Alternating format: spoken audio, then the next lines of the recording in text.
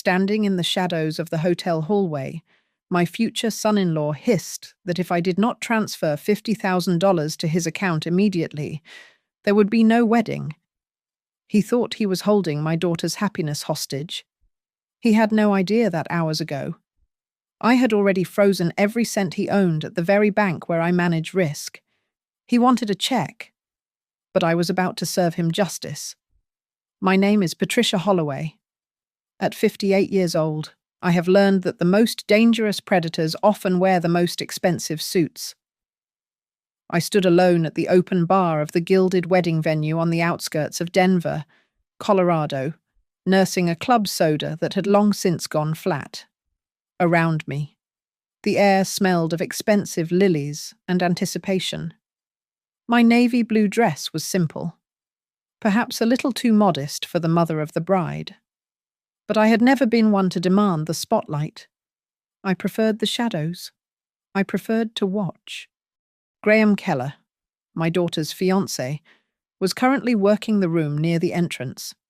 At 35, he was undeniably handsome in a way that suggested high maintenance. He laughed at a joke from one of his groomsmen, his teeth flashing white under the crystal chandeliers. Then his eyes locked onto mine. The smile vanished instantly. He excused himself and walked toward me, his stride purposeful. He did not look like a man about to marry the love of his life. He looked like a man closing a deal. "Pat," he said, his voice low and devoid of the charm he plastered on for the guests. "We need to talk outside." He did not wait for an answer. He gripped my elbow, his fingers digging into the soft flesh of my arm, and steered me toward a service hallway that smelled faintly of cleaning solution and stale coffee. Once we were alone, he dropped the pretense entirely. I checked the account. "Pat," Graham said, looming over me. "The transfer is not there." I looked up at him, widening my eyes behind my glasses. "Graham, please. We discussed this. I told you I would need a few days to liquidate the bonds. It is a lot of money. $50,000 is not a lot of money for you," he snapped, cutting me off. "And it is certainly not too much to ask for your only daughter's future. I told Olivia that her mother would support us. I told her you wanted to help us start our firm. Do not make a liar out of me." He stepped closer, invading my personal space. "Here is the deal. You transfer $50,000 to our joint account right now, today, before the ceremony starts, or there will be no ceremony." My breath hitched, or at least, I made it sound like it did. You would cancel the wedding, now the guests are all seated. I will walk out there and tell everyone that you are trying to control us with money." Graham hissed, his face inches from mine. "I will tell them you are a bitter, stingy old woman who refuses to help her daughter unless she gets to dictate every detail of our lives. And you know what the worst part is, Olivia will believe me. She is already so tired of your stubbornness. Do not test me." "Pat." I stared at him, letting my lower lip tremble inside my chest. However, my heart was beating with the steady, rhythmic thud of a war drum. Graham saw a frightened widow. He did not see the director of risk management at Everstead Union Bank. He did not know that I had spent 30 years analyzing fraud, detecting lies in financial statements, and spotting the exact moment a debtor decides to cut and run. Demanding a large sum of liquid cash immediately before a major life event is a textbook behavior of a financial desperate. It is the ultimate red flag. I need a moment." I stammered, looking down at my shoes. "Please, I just need to make a call." Graham smirked.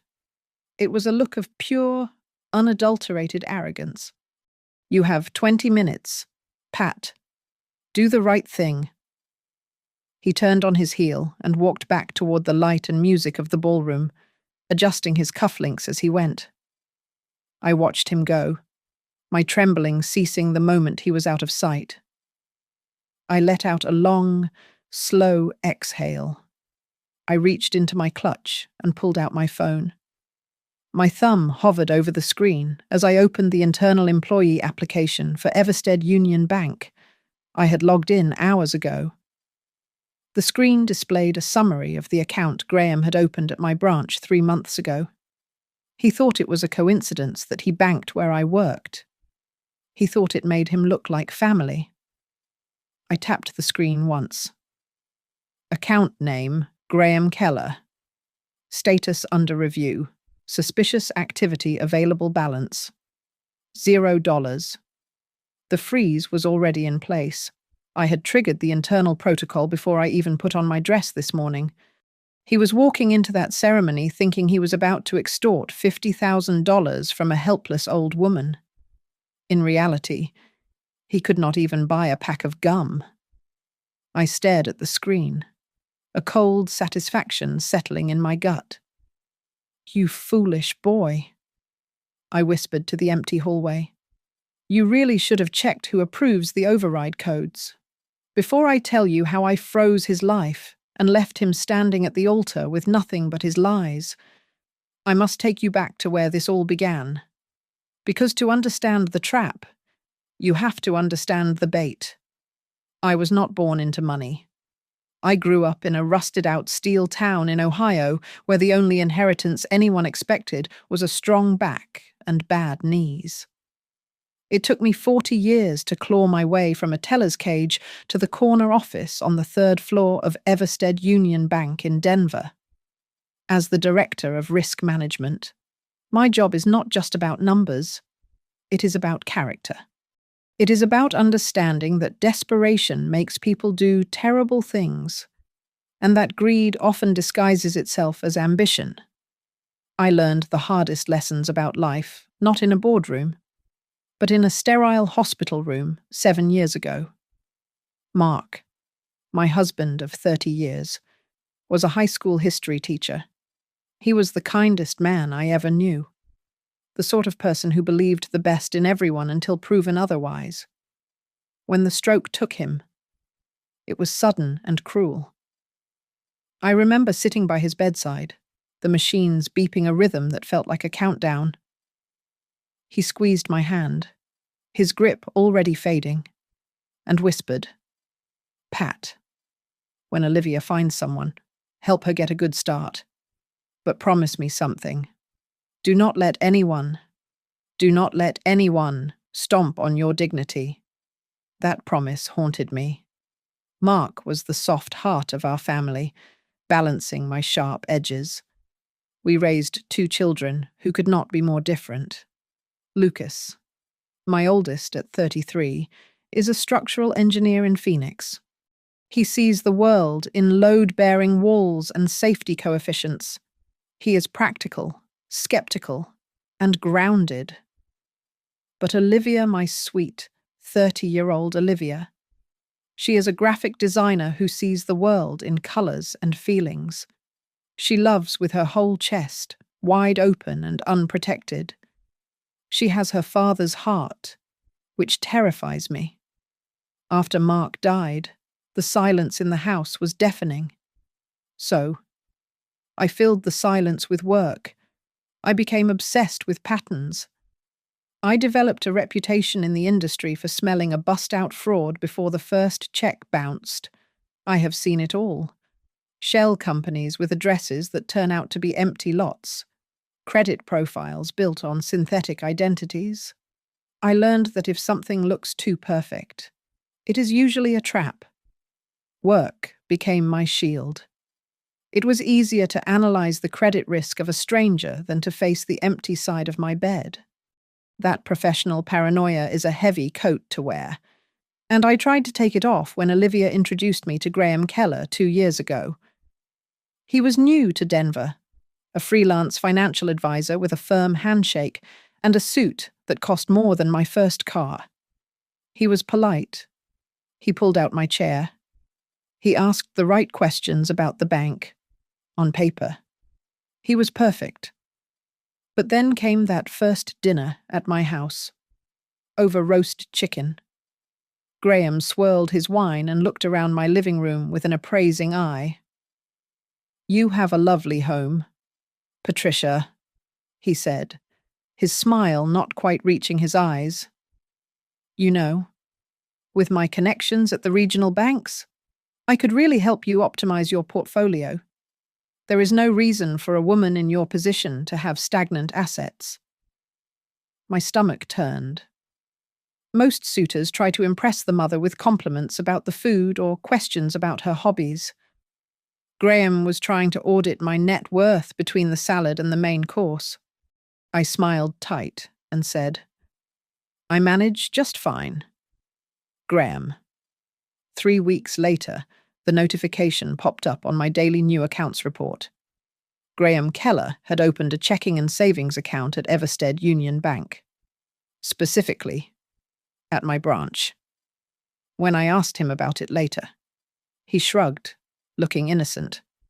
"I just wanted to bank where I know the people are trustworthy."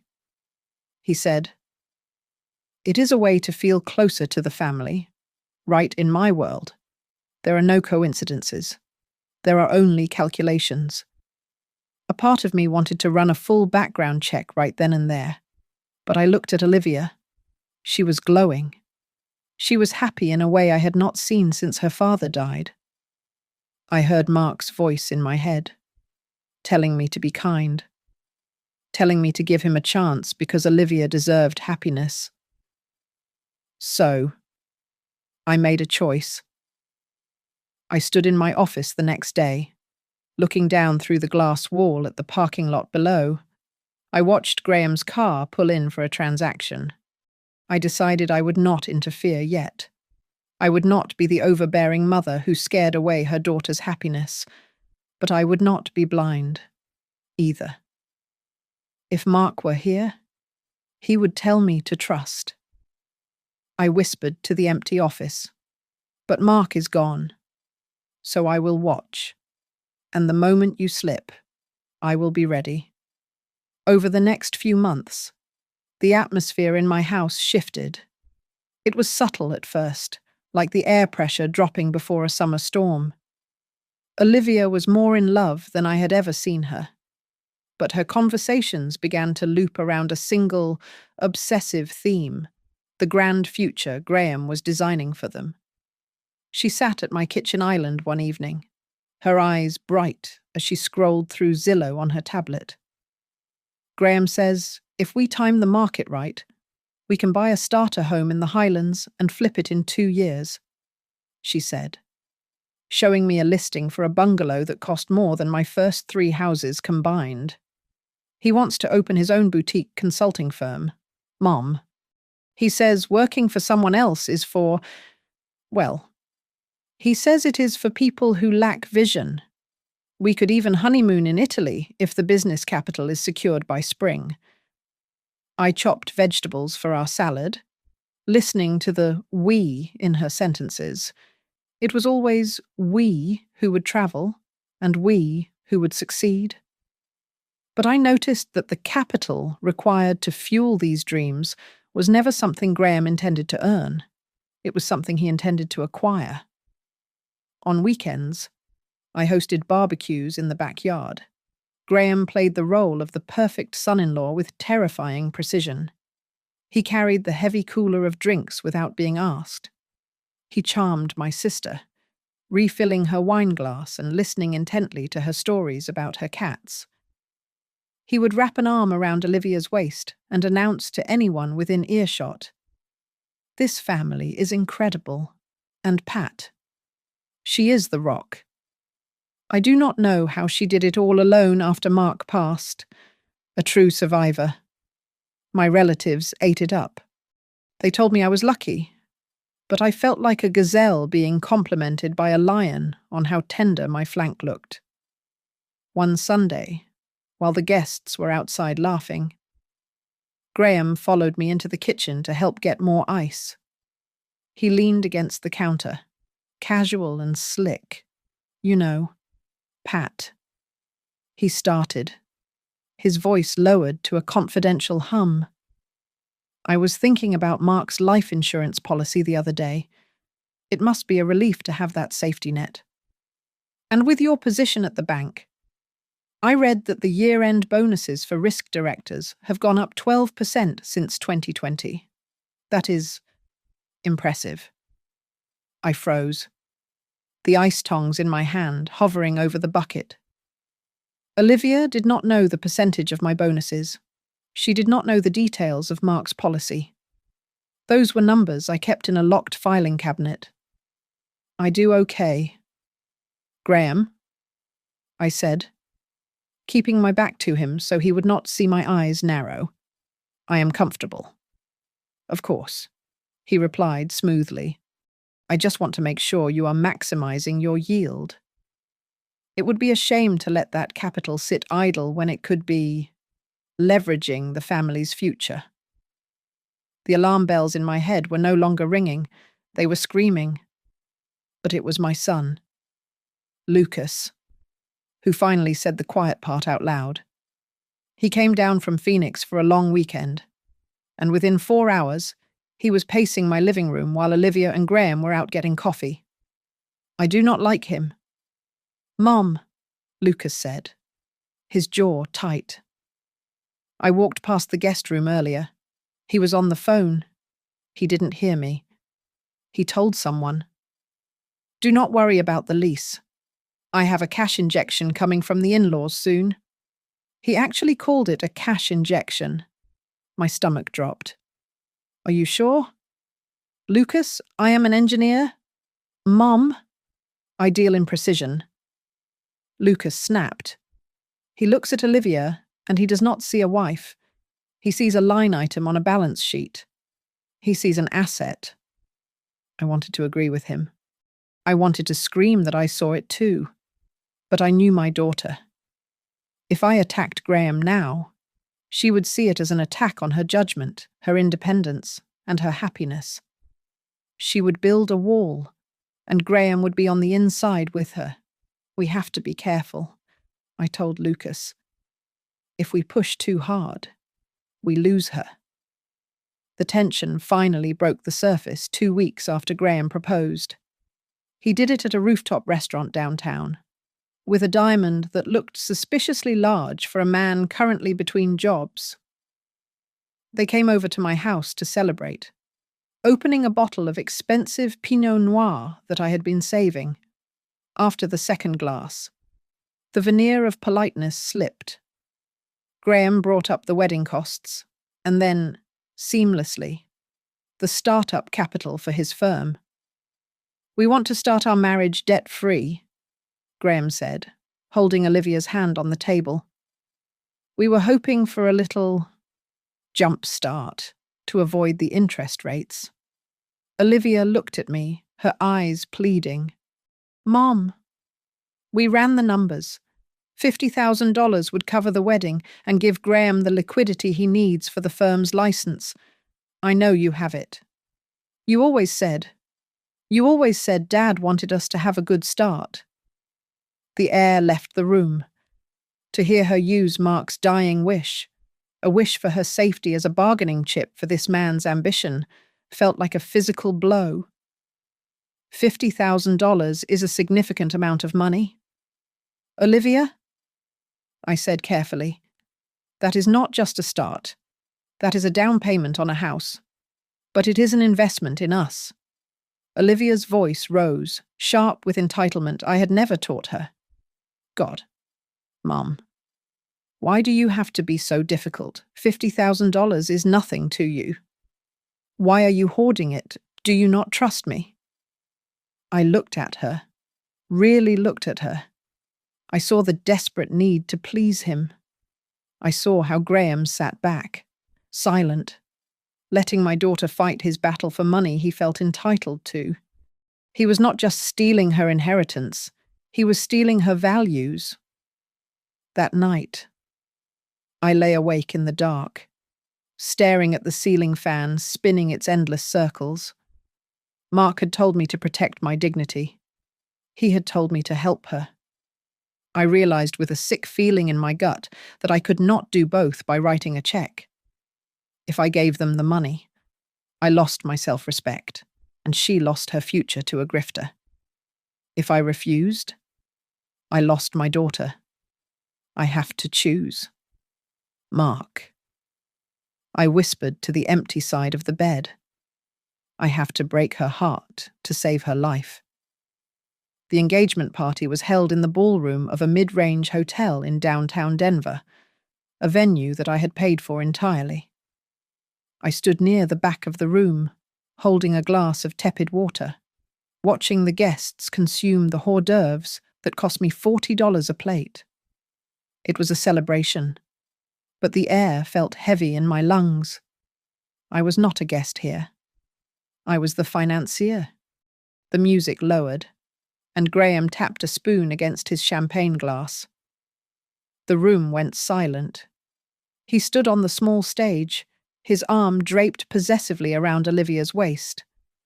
He looked every inch the successful young professional, glowing under the spotlights. "I want to take a moment to thank everyone for coming," Graham announced, his voice booming through the speakers. "But most of all, we have to give a huge round of applause to the woman who made this night possible. My future mother-in-law, Pat." The room applauded. I forced a tight smile and nodded. I expected him to stop there. He did not. "Honestly?" Graham chuckled, leaning into the microphone like a stand-up comedian working a crowd. "If it were not for the Pat Holloway Mobile Bank, I think we would all be sitting in a garage right now eating cold pizza." A ripple of laughter went through the room. My smile froze on my face. It was a joke, but it was not funny. It was a territorial marking. He was telling everyone that he had access to my resources, and he was mocking me for providing them. I looked at Olivia. For a second, she looked uncomfortable. Then, she glanced at Graham's beaming face, and she laughed too.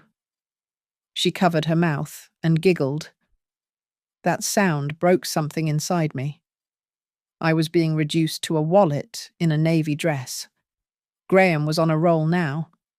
You know how it is. Pat is a risk manager. She probably has a spreadsheet for how much fun we are allowed to have tonight. She does not trust anyone unless she sees them in an Excel column first. The room roared with laughter. People turned to look at me, their expressions a mix of amusement and pity. My face burned, but I kept my spine straight. Beside me, Lucas started to stand up, his fists clenched at his sides. I reached out and gripped his forearm, shaking my head slightly. I would not give Graham the satisfaction of a scene. Not yet. I just catalogued every word. The real blow came 2 days later. Graham sent me an email with a spreadsheet attached titled Wedding Final Budget. There, highlighted in yellow, was a line item labeled Bride's Family Contribution. The amount listed was $50,000. He had not asked. He had assumed. I confronted them at dinner that Sunday. We were eating lasagna in my dining room, the silence stretching thin enough to snap. "Graham," I said, keeping my voice level. "I received your email. We need to discuss this contribution. I never agreed to hand over $50,000 in cash." Graham put his fork down. The charm was gone. His eyes were cold and flat. "It is standard tradition, Pat," he said.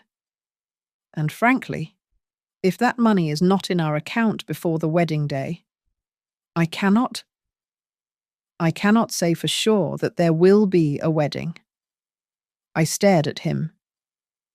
"Are you threatening to cancel the wedding over money? I am saying that I will not start a marriage feeling like a beggar." Graham snapped. "I will not be humiliated. If you do not respect me enough to invest in us, then maybe I am making a mistake joining this family." He looked at Olivia. She was staring at her plate, tears dripping onto the table. "Olivia?" I asked softly. She looked up, her face red and blotchy. "Mum, please. Why do you have to make everything so hard? He just wants us to be secure? Why can't you just do this one thing for me?" I looked at my daughter. She was looking at me like I was the villain in her fairy tale. She did not see the man manipulating her. She only saw the mother refusing to pay the ransom. I did not finish my dinner. Later that night, I sat alone in my office at the bank. The building was empty. The only light came from the street lamps in the deserted parking lot below. I had spent my life following the rules. I had spent my life being the soft place for my family to land. But looking at the empty parking space where my husband used to park when he picked me up, I realized that being soft was going to destroy my daughter's life. I turned to my computer and logged into the secure internal server. The blue light of the monitor reflected in my glasses. My fingers hovered over the keyboard. I was no longer just a mother. I was the director of risk management. I typed Graham Keller into the search bar for the advanced risk assessment tool. "You want to talk about risk?" "Graham," I whispered to the silence of the room. "Let us see what you are really hiding." I hit enter. The glow of the monitor was the only light in my office as I stared at the financial autopsy of the man who wanted to marry my daughter. I had logged into the system not as a mother, but as a forensic investigator. What I found was not just bad budgeting. It was a crime scene in digital format.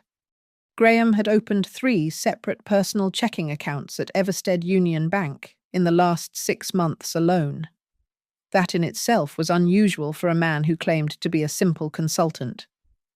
But it was the velocity of the funds that made the hair on the back of my neck stand up. Money did not stay in Graham's accounts. It arrived, paused for breath, and then vanished. I drilled down into the deposit sources.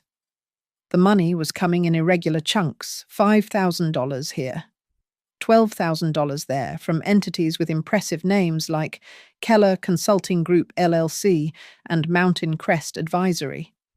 They sounded legitimate, the kind of firms you would trust with your 401k. But when I ran a quick cross-reference through our business credit database, they came up as ghosts. No credit history, no physical office addresses, only POU boxes in Delaware and Nevada. They were shell companies, likely set up to wash money before it hit his personal ledger. I knew I had to tread carefully. Privacy laws are ironclad. I could not just snoop because I disliked his haircut. I needed a procedural shield. I opened a formal suspicious activity report, or SAR, citing velocity of funds inconsistent with stated occupation.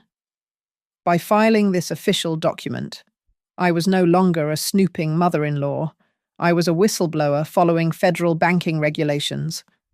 Once the SAR was active, I had the justification to dig deeper into public records. I found a trace of him in Texas. Graham had worked for a mid-sized investment firm in Dallas 4 years ago. His employment record ended abruptly with the code involuntary termination policy violation. Companies rarely use that code for being late to work. That is the code they use when they catch you stealing but want to avoid the bad press of a lawsuit. I went back to the bank statements. I noticed a pattern. He would receive a wire transfer, and within 48 hours, he would move the money to a digital wallet or pay off a high-limit credit card. He was not investing this money. He was spending it. It was a classic Ponzi structure, robbing Peter to pay Paul, or in this case, robbing Peter to pay for his leased Audi and his custom suits. Then, I found the smoking gun. One of the incoming wires had a memo line with a phone number. It seemed insignificant. just a string of 10 digits. But my brain, trained to remember data points from fraud alerts, twitched. I copied the number and pasted it into a search engine alongside the word fraud. A news article from a local paper in Kansas popped up. It was a story about a 60-year-old widow who had been scammed out of her husband's life insurance by a charming, independent financial advisor who promised to double her returns. The phone number in the wire transfer matched the victim's contact information listed in a leaked police report forum. "Oh, Graham," I whispered, my hand trembling as it hovered over the mouse. "You are not just a leech. You are a predator." I did not go home. I called Robert, our general counsel, and Sarah, the head of compliance. We met in the secure conference room on the 4th floor. The air conditioning was humming, cold and sterile. I laid the printouts on the mahogany table. "We have a problem, and his name is on our wedding guest list." Robert adjusted his glasses. "Reading the SAR, this is serious. Pat. Structuring, layering, potential wire fraud.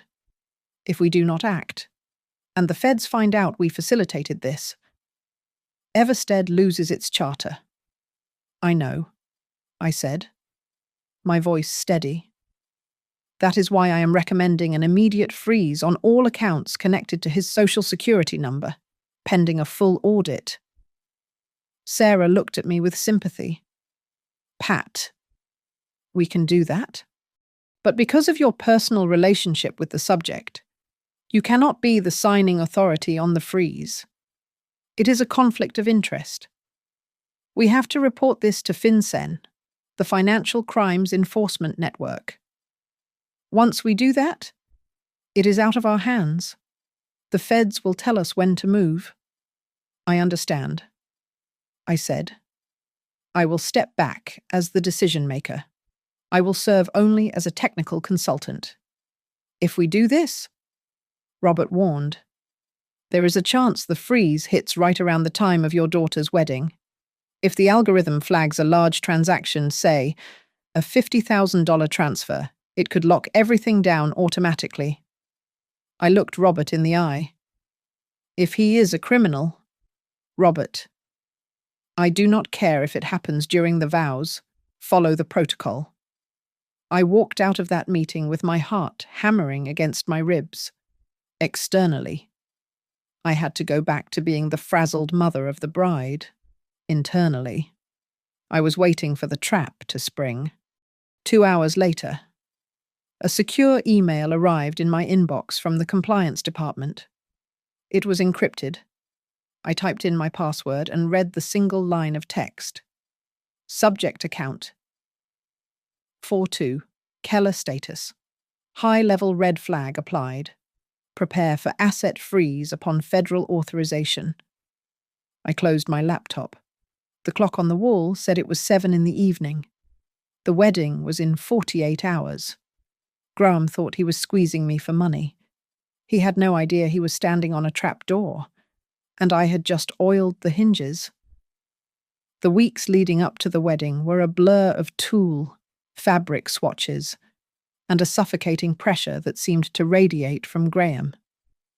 He was no longer asking for the money. He was expecting it. He would corner me in the kitchen while I was making tea, his voice low and urgent, asking about transfer limits and wire processing times. He blamed the caterers. He blamed the florists. He claimed inflation was eating their budget alive. But I knew better. The stress began to crack Olivia. One afternoon, while we were addressing invitations, she slammed her pen down on the table. "Why are you dragging your feet?" "Mom," she demanded, her eyes wet with tears. "Graham says if we do not get that $50,000 secured, we might have to downgrade the honeymoon. I do not want to start my marriage worrying about bills. I do not want to live poor like you and Dad did." The words slapped me harder than a physical hand. I froze. Olivia, your father and I were not poor. We were careful. There is a difference. It felt poor. She snapped, though I could see the regret flashing in her eyes instantly. Graham is just trying to build a foundation. He has big dreams. Mom, why can you not support that I swallowed the lump in my throat? I am supporting you. Olivia, I am paying for this entire wedding. She didn't answer, just turned away. She was slipping away from me, pulled by a tide I could not fight with logic. 2 nights later, Graham came over to discuss the seating chart. While Olivia was in the shower, he stepped out onto the back porch to take a call. I was in the kitchen, washing dishes. The window was open just a crack. Yeah, she is stalling. Graham's voice drifted in, cold and impatient. But do not worry. Just as soon as the old lady signs the transfer and the wedding is done, I will liquidate that loan. Everything will be fine. I gripped the edge of the sink, my knuckles turning white. The old lady. I did not have to rely on my aging ears for long. Lucas, ever the protector, had installed a smart doorbell with a camera and audio recording the week prior. He told me it was for my safety living alone. It connects to the cloud. Mom, he had said. It catches everything. He was right. It caught everything. The following Tuesday, my phone pinged with a motion alert while I was at work. I opened the app. Graham was standing on my front porch, pacing. He must have arrived early to meet Olivia and was waiting for her to unlock the door. He was on the phone again. I pressed play on the live feed. The audio was crisp. Babe, listen to me, Graham said, his voice dropping to a husky whisper that made my skin crawl. I know it is taking longer than we thought. But once the plan in Denver pays out, yeah, I will have enough to come down there. We can get that place in Austin. I will leave the dreamy artist here to figure out her own mess. She won't know what hit her. I replayed the clip 3 times. The dreamy artist. That was how he mocked Olivia's graphic design career. I cross-referenced the timestamp with my internal banking investigation. On the exact dates Graham made these calls, withdrawals were made from his account using a secondary debit card in a different state. The card was issued to a Sabrina Cole. I called Lucas immediately. He came over that evening, and we sat Olivia down in the living room. I did not mention the bank records. I could not legally share that. But I had the video. Olivia, honey. I started, my hands trembling as I held out my tablet. Lucas and I, we need you to listen to something. Please, just listen. I played the recording. Graham's voice filled the room, clear and damning, talking about leaving the dreamy artist and moving to Austin. I watched Olivia's face. I expected shock. I expected rage. Instead, I saw a terrifying blankness settle over her features. That could mean anything, she whispered, shaking her head. Liv. Come on, Lucas said gently. He is talking about leaving you. He is talking about another woman. You do not know that Olivia shouted, standing up. He has a cousin in Austin. He jokes around like that with his friends. You are taking it out of context because you hate him. You have always hated him. Olivia, he called you a dreamy artist. In the same sentence, he talked about taking the money. I said, pleading with her. He is using you. Stop it, she screamed, covering her ears like a child. You are trying to ruin this. You are jealous because I found someone who wants to take care of me. And you want me to be alone like you? I am not listening to this. She grabbed her purse and ran out the door. The slam echoed through the house like a gunshot. I stood there, the silence ringing in my ears. Lucas looked at me, defeated. She is too deep in. Mum. She's not going to believe us until the roof caves in. I know, I said softly. I realized then that words were useless. Graham had insulated her against the truth with layers of gaslighting and promises. If I kept trying to pull her out, she would only dig in deeper. I had to stop fighting her. I had to fight him. That night, I sat in my home office. I looked at the family photo on my desk. Mark, me, and the kids on a camping trip 20 years ago. Mark looked so strong, so sure. I picked up my phone and deleted the draft of the text message I had been writing to Olivia, begging her to come back. I would not beg any more. I am sorry, Mark. I whispered to the photograph. I tried to do it the nice way. Now I have to do it my way.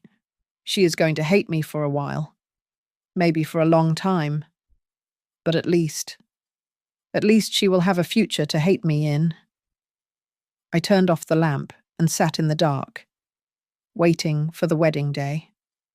The trap was set. Now. All I had to do was let him walk into it. The call from the federal authorities came 3 days before the wedding.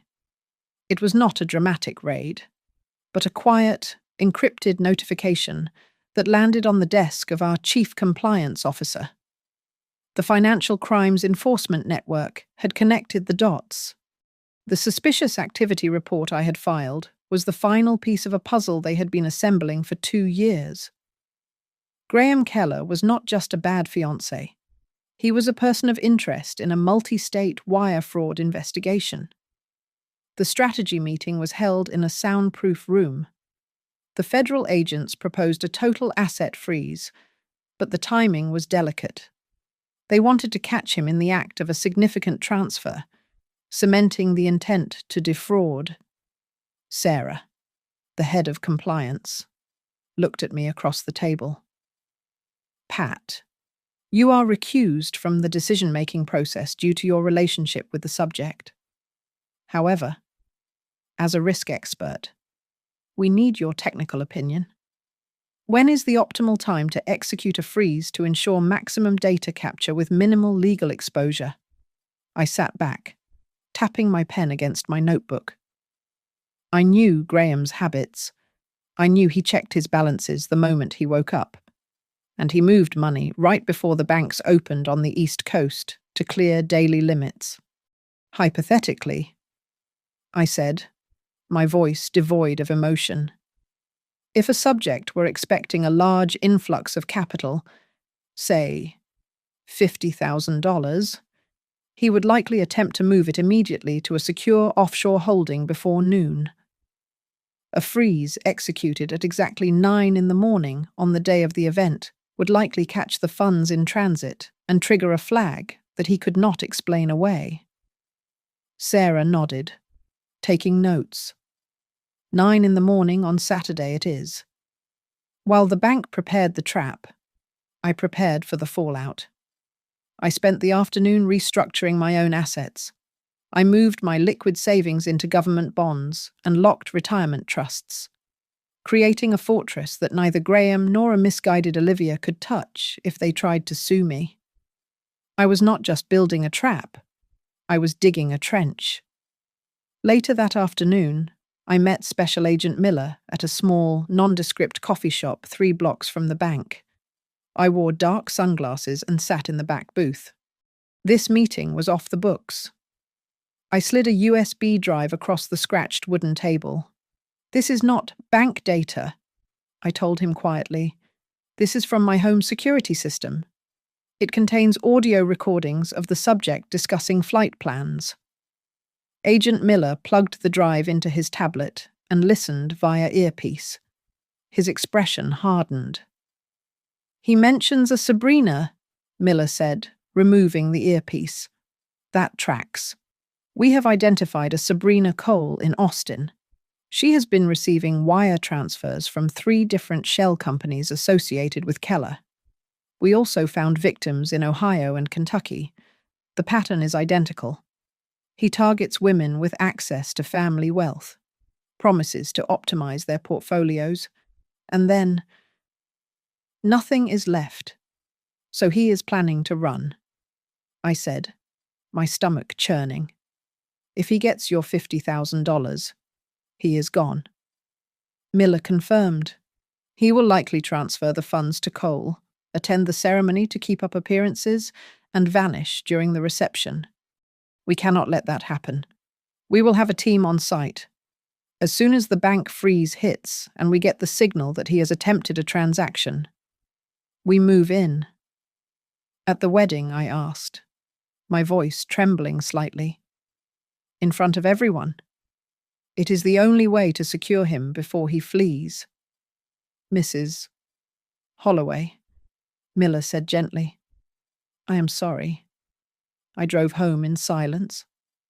The reality of what I was doing settled on me like a lead blanket. I was orchestrating the most humiliating day of my daughter's life. She would stand in her white dress, surrounded by friends and family, and watch her groom be handcuffed. She would be the girl whose husband was arrested at the altar. But the alternative was watching her wake up 5 years from now, bankrupt and broken, with children to feed and a husband who had vanished with her inheritance. That night, I sat at my vanity and wrote a letter. My hand shook as the pen moved across the heavy cream paper. My dearest Olivia, if you are reading this, it means the worst has happened. I know you hate me right now. I know you think I destroyed your happiness, but I could not let you marry a ghost. I could not let him steal your future the way he tried to steal my dignity. Please, just read the evidence attached. I folded the letter and sealed it. I would place it on the vanity table in the bridal suite tomorrow, hidden under a box of tissues. If she ran from the altar, she would find it. I stood in the center of my silent living room. The house felt empty, waiting for a storm. On the mantel, the wedding invitation sat propped up against a vase. The calligraphy was elegant, swirling in gold ink, the wedding of Olivia Holloway and Graham Keller. I picked it up, running my thumb over the raised lettering of my daughter's name. Tomorrow, I whispered to the empty room. Tomorrow. At least one of the people on this card will be free, and it is going to be my daughter, not him. The morning sun hit the stained glass of the old stone church, casting fractured rainbows across the pews. It should have been beautiful. The air was crisp. The sky was a piercing blue, and the parking lot was filling with luxury cars. To everyone else, this was the setting for a fairy tale wedding. To me, it looked like a carefully dressed stage for a federal raid. I walked through the heavy oak doors, feeling the weight of the secret inside my chest like a physical stone. In the bridal suite, the air smelled of hairspray and nervous energy. Olivia sat in front of the mirror, her makeup flawless, clutching her phone.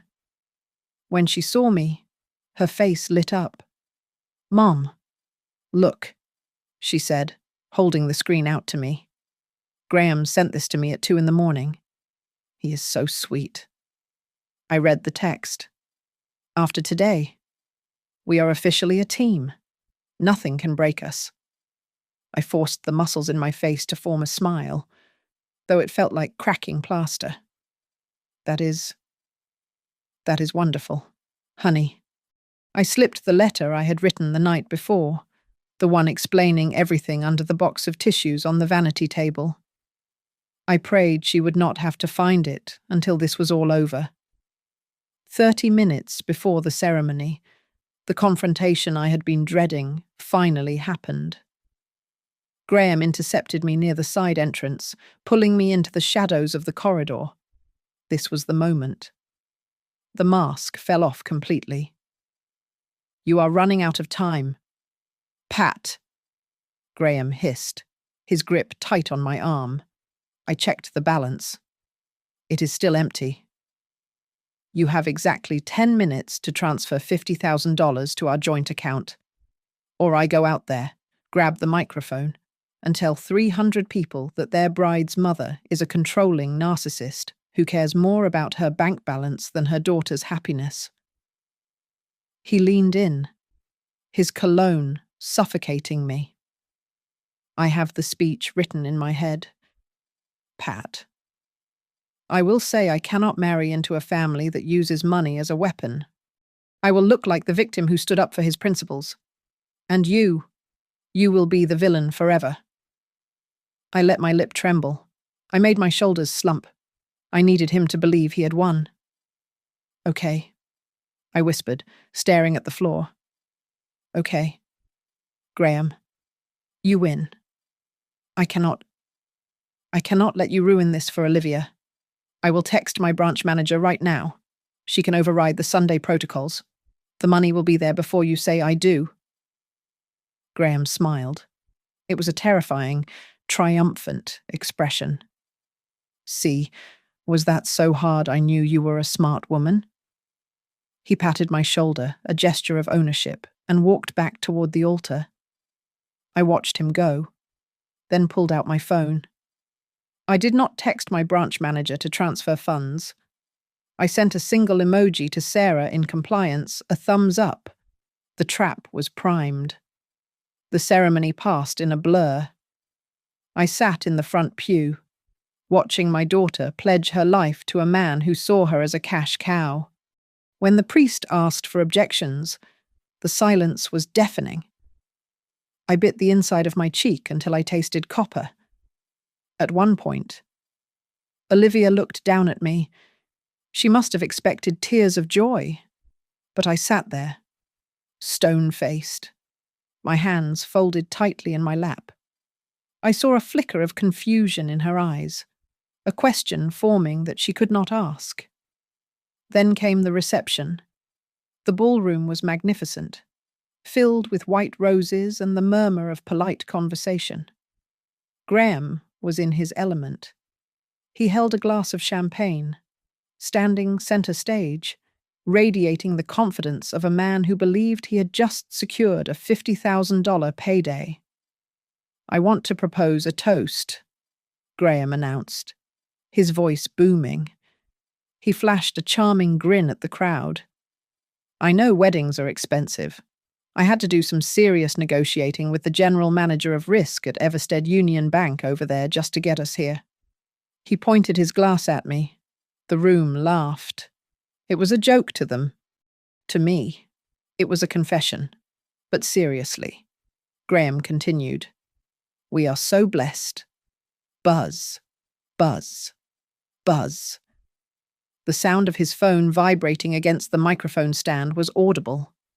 Graham frowned, annoyed by the interruption. He reached into his pocket, likely expecting a confirmation text from his bank that the $50,000 had arrived. He glanced at the screen. I watched his face. I saw the exact moment his world ended. The color drained from his skin, leaving him looking sickly and grey. The notification on his screen would be unmistakable. It was the standard Everstead alert for a total asset freeze. Alert, your account has been suspended. Contact fraud department immediately. Graham stared at the phone. He tapped the screen frantically. He looked up, his eyes wild, scanning the room until they found me. I did not look away. I did not smile. I just raised my glass of water in a silent toast. Graham stammered into the microphone. His smooth demeanor evaporated. Excuse me, The double doors at the back of the ballroom swung open. The music did not stop, but the room seemed to go quiet. 3 people walked in, 2 men and 1 woman, all wearing dark, ill-fitting suits that screamed federal government. They did not look at the guests. They did not look at the bride. The lead agent locked eyes with me and gave a nearly imperceptible nod. Then, they began to march through the tables, heading straight for the man standing on the stage with a frozen bank account and a frozen heart. The music died abruptly, cut by a confused sound engineer, leaving a ringing silence that felt heavier than the bass had been. The lead agent, a man with a jaw like a granite block, flashed a badge that caught the glint of the chandeliers. "Graham Keller," he announced, his voice carrying to the back of the room without a microphone. "I am Special Agent Miller with the Department of Justice. You are under arrest for wire fraud, money laundering, and conspiracy to commit financial crimes against vulnerable persons. Step away from the podium." A collective gasp swept through the room, sounding like all the oxygen being sucked out at once. Graham's face twitched, a mask of charming disbelief slipping to reveal the panic underneath. This is a mistake," Graham stammered, holding his hands up but backing away. "A terrible mistake. Someone at the bank has it out for me. They are trying to frame me." He spun around, his eyes locking onto me where I stood by the stage steps. The realization hit him like a physical blow. He pointed a shaking finger at my chest. You did this. You petty, vindictive witch. You froze my accounts." Olivia scrambled up the stairs, her heavy white dress rustling like dry leaves. She grabbed Graham's arm, looking between him and the agents. "What is happening?" "Graham, Mom, what is going on?" Graham seized her shoulders, shaking her slightly. "Your mother is doing this. Olivia. She hates me. She has always hated me. She rigged the bank system to humiliate us because she cannot stand to see you happy. She wants to destroy us." I walked up the stairs. I did not run. I did not shout. I took the microphone from the stand, my hand steady, though my knees felt like water. I addressed the room, not as a mother, but as the Director of Risk Management. Everstead Union Bank has strict protocols regarding the movement of illicit funds, I said, my voice echoing through the silent hall.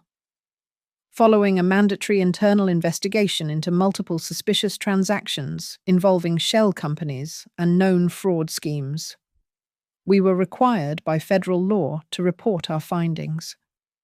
The Department of Justice has confirmed the evidence is sufficient for immediate prosecution. Graham lunged at me, but an agent stepped in between us, shoving him back. "You lonely, miserable old woman," Graham screamed, spittle flying from his lips. "You are just jealous? You are stuck in your sad little life with your spreadsheets, and you cannot handle that a young man actually loves your daughter. You are trying to buy her, just like you try to buy everything." He turned to Olivia, his eyes manic. "Tell them. Liv. Tell them your mother is crazy. Choose you have to choose right now. It is me or her." Olivia turned to me, her face streaked with mascara, her eyes wide with betrayal. "Mom, how could you? You are ruining my life. You are ruining everything." Those words cut deeper than any knife, but I had prepared myself for the wound. I opened my mouth to speak, to apologize, to explain. But Lucas was already moving. My son stepped up to the microphone I had just vacated. He held his phone up to the receiver and pressed play. The audio from the doorbell camera blasted through the high-end speakers, crisp and undeniable. "Just as soon as the old lady signs the transfer and the wedding is done, I will liquidate that loan. Everything will be fine. Babe, listen to me. If the plan in Denver pays out, I will have enough to come down there. We can get that place in Austin. I will leave the dreamy artist here to figure out her own mess. She will not know what hit her." The silence that followed was absolute. It was the silence of a grave. Olivia stood frozen, the colour draining from her face until she looked like a wax statue. She stared at Graham, her mouth opening and closing, no sound coming out. Then, a shrill voice shattered the quiet. "You idiot!" It was Marlene, Graham's mother, standing at table 4. She was clutching her pearls, her face red with fury. I told you to just take the money from the accounts and run. I told you not to marry the girl. You got greedy, you stupid boy." The guests turned to stare at her in horror. She clamped a hand over her mouth, realizing too late that she had just confessed to being an accomplice. Olivia took a step back. She looked at Marlene. She looked at Graham. Then she looked at me. The betrayal in her eyes shifted, replaced by a dawn of horrifying clarity. She looked like she had been slapped. "You," Olivia whispered, looking at Graham. "You were leaving with my mom's money. No. Liv, baby. Listen to me," Graham pleaded, reaching for her. "That recording. It is doctored. It is AI. Your brother made it up. Hands behind your back." Agent Miller barked. The agents swarmed him. There was the metallic click-click of handcuffs. Graham began to thrash, screaming profanities that would make a sailor blush, cursing me, cursing Lucas, and finally cursing Olivia for being too stupid to see a good thing. I watched as they dragged him down the stairs, his tuxedo rumpled, his dignity gone. A few guests had their phones out, recording the spectacle. Olivia's legs gave out. She collapsed onto the stage floor in a heap of white tulle, sobbing with a sound that tore through the room, a raw, guttural wail of heartbreak. I stood at the edge of the stage, watching her. I wanted to rush to her, to hold her, to tell her it would be okay. But I stayed where I was. I knew she could not stand my touch right now. I had saved her financial future. I had saved her dignity, but I had broken her heart to do it. The distance between us was only 5 feet of wooden stage, but as I watched her weep for a criminal, it felt like an ocean. 3 days after the wedding that never happened, my office phone rang. It was a lawyer representing Graham, a man whose voice sounded like sandpaper rubbing against a chalkboard. He threatened to sue me for malicious interference with business relations and demanded an immediate review of Everstead Union Bank's internal protocols. I leaned back in my chair, holding the receiver away from my ear as he shouted about damages and reputation. When he finally paused to take a breath, I spoke calmly. "Counselor, my actions were dictated by federal compliance laws regarding anti-money laundering regulations," I said, my voice crisp. "If you wish to contest the findings of the Department of Justice, I suggest you call them directly. In the meantime, I am transferring you to our legal department. Have a lovely day." I pressed the transfer button before he could utter another syllable. That is the beauty of professional revenge. When you follow the rules perfectly, the law becomes your shield. He could scream all he wanted, but he could not touch me. The silence that followed was heavy. Olivia had not answered my calls since she fled the ballroom. I did not know where she was sleeping. I did not know if she would ever speak to me again. Then, at 10 in the morning, my office door creaked open. Olivia stood there. She wore sweatpants and an oversized hoodie, her hair pulled back in a messy bun. Her eyes were swollen red, and she looked like she had not slept in 48 hours. She looked like a little girl again, lost and small. She sat down in the chair opposite my desk, pulling her knees up to her chest. We sat in silence for a long minute. The agents, they showed me his file. Olivia whispered, her voice cracking. He has done this 3 times before. 3 other women. He finds families with liquid assets, charms the daughters, and drains the accounts. The $50,000. That was just the entry fee. He was planning to take out lines of credit in my name once we were legally married. I nodded slowly. I know. Olivia looked down at her hands. I laughed at you.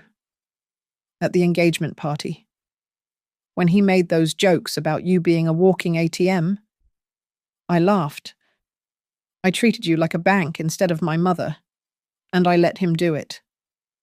She looked up, tears spilling over again. I am so sorry. Mum, I almost lost everything, but worse. I almost lost you. I did not rush around the desk to hug her, not yet. I needed her to understand the weight of this. I let you see him get arrested, I said, my voice steady but gentle. I could have stopped it quietly. I could have paid him off to leave. But if I had done that, you would have spent the rest of your life wondering, what if? You would have blamed me for driving away your true love. I had to let you see the handcuffs. I had to let it hurt, because a sharp shock is better than a slow bleed. Olivia wiped her face with her sleeve. She took a shuddering breath. So, what now? The venue is demanding the cancellation fee. The florist kept the deposit. I am in debt. Mum, I have nowhere to live. Can you help me with the bills, just to clear the mess? Like you planned to help with the wedding. It was the question I had been dreading. The instinct to fix it, to write the check and smooth the road, flared up in my chest. But I remembered Mark's voice. Do not let them stomp on your dignity. No, I said softly.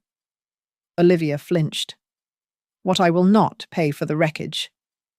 Olivia, I said, leaning forward.